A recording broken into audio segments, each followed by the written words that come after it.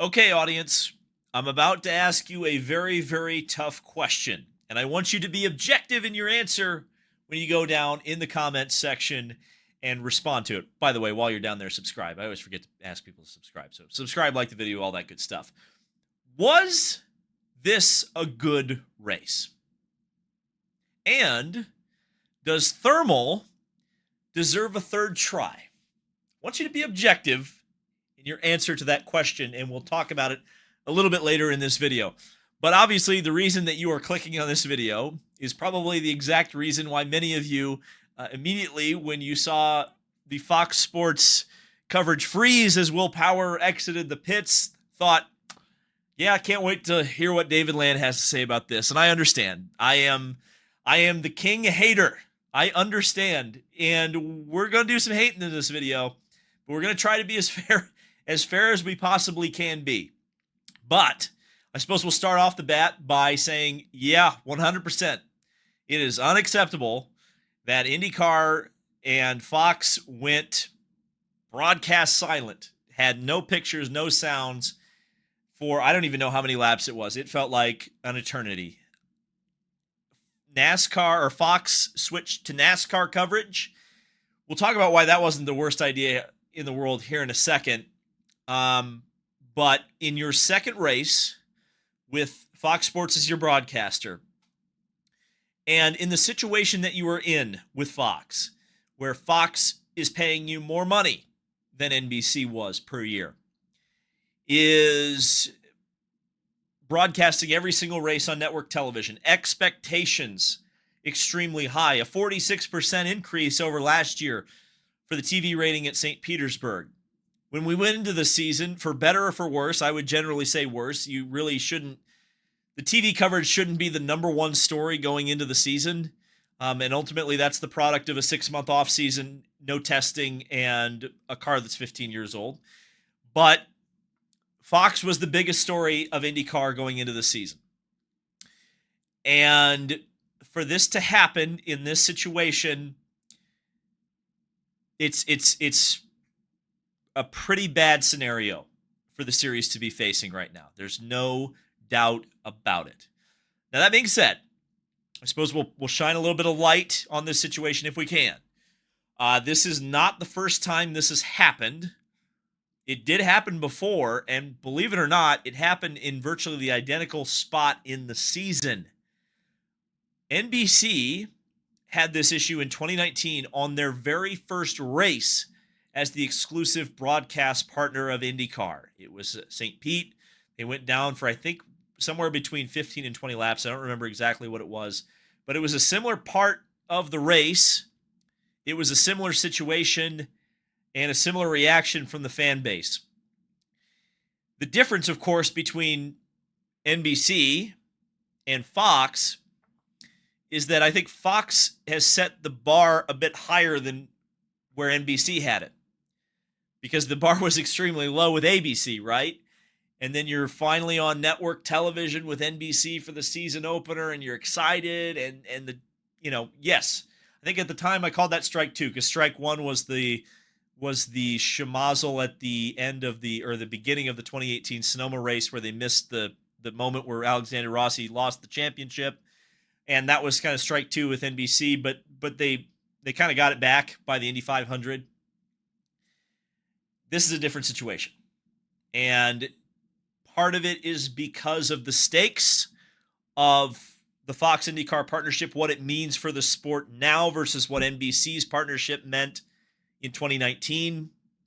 I think, quite frankly, IndyCar had a lot more things going for it in 2019 versus what it has in 2025. There's still a lot of great things about IndyCar racing. We'll talk about, believe it or not, we will actually talk about some of those later in this video. But it's tough. I don't think the decision to show NASCAR is the absolute worst decision in the world. Let me explain why. When the IndyCar broadcast went off the air and there was nothing being shown and no one really had an idea of what was going on, Fox showed a bunch of commercials, full screen, and then cut to NASCAR. And you might be saying, and yes, you're right, if you would be saying this, bad look to a certain extent, because you don't want your biggest rival on your TV slot. Yeah, bad luck. bad look for sure. But I think Fox was kind of cooking on this one, because if they did have a bunch of casuals tuning in, or casual race fans or race fans that were choosing IndyCar over NASCAR but don't have a particular allegiance to one series or the other, what's the first thing that person's going to do? Oh, well, hell, the IndyCar race isn't on anymore. Let me flip over to FS1 and watch NASCAR. So they did it for you, and they kept you hopefully locked in on Fox. So Fox, while I think surface level probably didn't look like they were doing IndyCar much of a solid by putting NASCAR on, I think they were actually doing the best thing to kind of keep the viewers engaged. Yeah, keep showing them racing. Hey, we have the rights to NASCAR, and everybody's just going to switch to NASCAR anyway. Let's do it for them and hope they don't change the channel when we get the IndyCar race back. They'll keep watching IndyCar. Understandable. Now, that being said, the finger pointing began immediately, and I suspect the finger pointing is not done. And at the end of the day, someone is going to be holding the bag here. And a relationship, there's going to be some relationship damaged here. And whether this is one relationship or multiple relationships, we'll see. We'll see how the next few days play out and what war of words, if any, takes place in the media. Fox Sports on Twitter, Fox Sports IndyCar, tweeted out that our IndyCar production truck has had an electrical issue. That was their explanation on Twitter. Now, Will Buxton, the play-by-play announcer for IndyCar on Fox, mentioned on air that Thermal had lost power. Nathan Brown, IndyCar reporter for the Indianapolis Star, asked Thermal, and they said no, they did not have an electrical issue.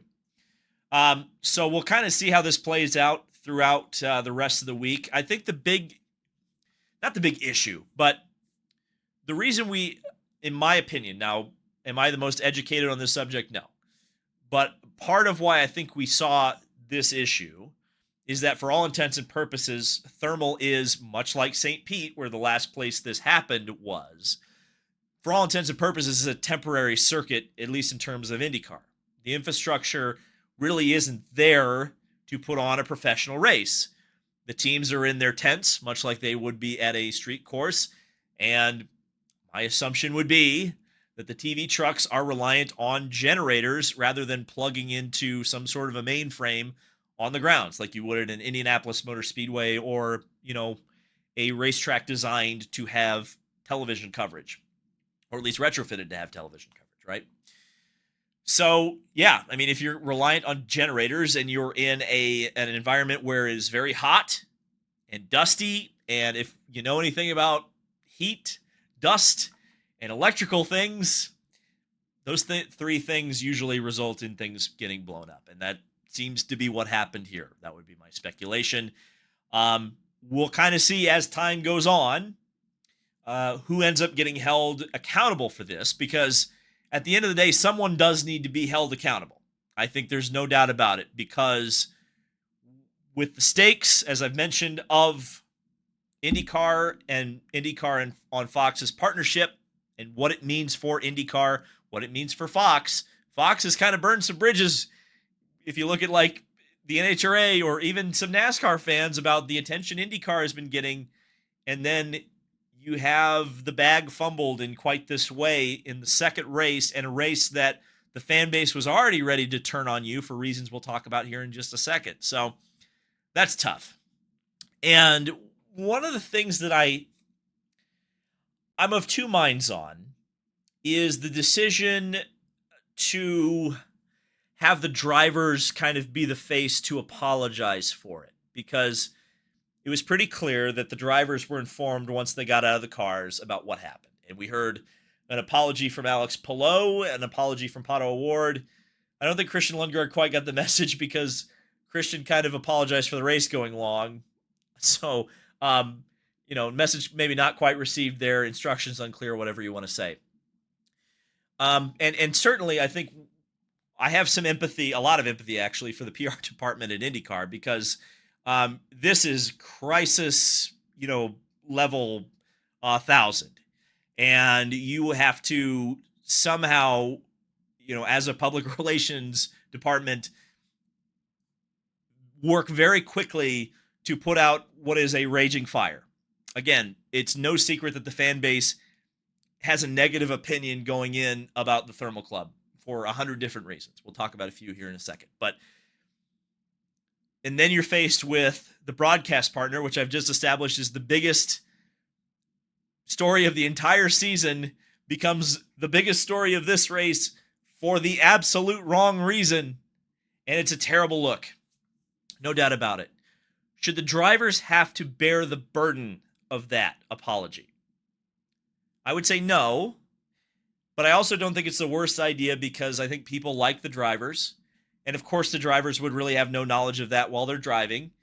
And to be quite honest with you, and I can say this from firsthand experience, the drivers love you, the fans. They love you, the fans. They really do. And so the drivers are certainly not going to want to see you, the fans, have a bad experience. So should they bear that burden? No. But are perhaps they one of the better people to deliver that message? Yes.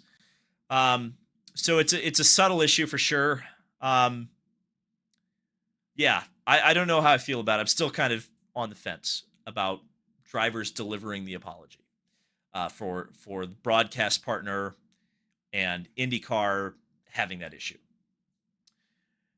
Thermal. So I asked you at the start of the video to kind of give me your opinion of Thermal.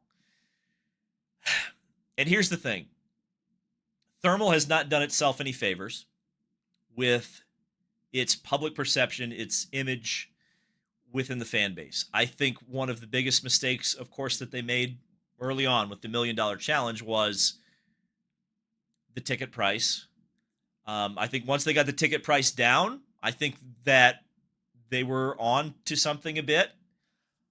But it wasn't perfect the first year. There's no doubt about it. I think there were some improvements that needed to be made. The idea of going to a points race, I think, paid off. I definitely think it was better than the gimmicky race, for sure, like 100%. And I think if you look at this race and you're objective about it, this was the first race on a road course in IndyCar that I can remember in a long time. I mean, I can't remember the last time. It might have been 2022 Barber, where we had a similar race, the Romain Grosjean, Scott McLaughlin battle, where we had a driver pass another one in the middle of a green flag run that wasn't a start or a restart for the lead. I mean, again, objectively, if we look at Alex Palou battle his way through the two McLarens, Christian Lundgaard and Pato O'Ward, and you look at that and you say, just in the context of IndyCar racing, was that an exciting finish?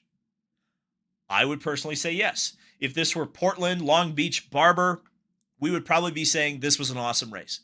Because it's Thermal, we're not saying that. And one of the things that is very important to me on this channel is that we're fair. I'm not always going to say things that you agree with. And it shouldn't be that way anyway. I think if you're just nodding along with what I'm saying, I'm not doing my job right. Thermal has a ton of issues. It's too expensive. It's too exclusive. The messaging has been all wrong virtually the entire time about Thermal. The podium still wasn't the best. I mean, I know people complained about the podium last year, and it was bad. This year, it was definitely an improvement, but I don't think it was a massive step up. Yes, I think there's some, is this a decision for the fans? No. To race at Thermal. There's a lot working against it. Was this a good race? Was it action start to finish? No. I think the TV director with Fox did a better job of showing the battles throughout the field, which gave it the impression that it was a better race throughout the field, which was nice that we didn't get that at St. Pete. But I think if I compared this race to St. Pete, I would watch this race any day of the week over St. Pete. And I think if you're being objective about it, you would agree. Does Thermal earn a spot on the calendar next year? Well, Thermal wants to, at least this year and last year, wanted to pay for a spot on the calendar. You have a decent race, not an unbelievable, amazing race, but a race that had it taken place at literally any other track, I think we would say it was a good race, the majority of people. You still have the perception issues, which, were present there last year. I mean, not to get too far out in the weeds, but, as a media person who was paying for the most part my own way, I did get a hotel provided for me to come out last year to Thermal. But as someone who's committed to the series and saw a bunch of influencers getting in for free, did that, all expenses paid, did that rub me the wrong way a little bit? Sure. And I understand and empathize with how the fan base felt about that too, and continues to feel about that, because yes, it's not your job to cover IndyCar racing, but IndyCar racing is what you love the most. And when you even have the slightest perception that you aren't welcome, whether it's true or not, you're going to feel that way. And I totally understand. And I don't blame the Thermal Club either. I think that they're very misunderstood. And I think, again, it comes down to messaging and what they have how they've decided to promote their race versus how they haven't decided to promote their race and price their tickets. And last year, really, I think $500 was a good deal for the weekend. You had free food. You could go anywhere you wanted. There was a lot to love about Thermal last year. Did Thermal stay the same way this year? No. So I don't know. That's tough for me. Should we actually talk about the race? I've been going for 17 minutes. I haven't even talked about the race. Alex Palou. I think this was one of his best drives ever. Ever. There was a point in this race where it seemed like Pato O'Ward was just completely gone. And he wasn't going to be touched. Alex Palou was third. And then, well, of course, the TV went out, so I didn't know what was going on. But when the TV came back on, all of a sudden, Alex Palou was in the hunt. He was absolutely in the hunt. And he passed both of the McLarens. That battle with Christian Lundgaard was awesome. The tension of Alex Palou and Pato O'Ward dueling through traffic.